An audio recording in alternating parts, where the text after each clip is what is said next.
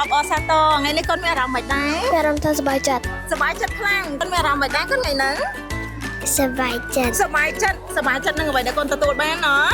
ใช่อบอสตอจำเรียบชัว เน็บซัว ใช่คนมีอารมณ์แบบไหนอย่างนี้ มีอารมณ์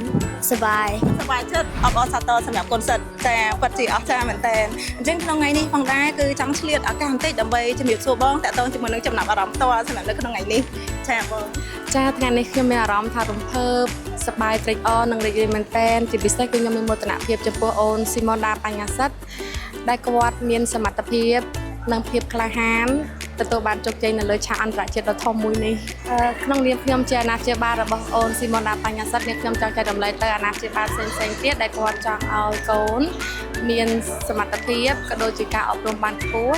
ក៏ដូចជាភាពក្លាហានឈរនៅលើឆាកអន្តរជាតិនេះខ្ញុំពិតជាអរគុណក៏ដល់គណៈគ្រប់គ្រងទាំងអស់នៃសាលា Vision Trade ដែលបានឲ្យកូននាងខ្ញុំមាន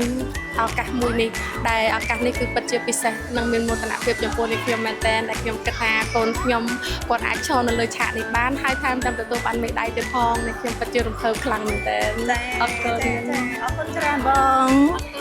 ង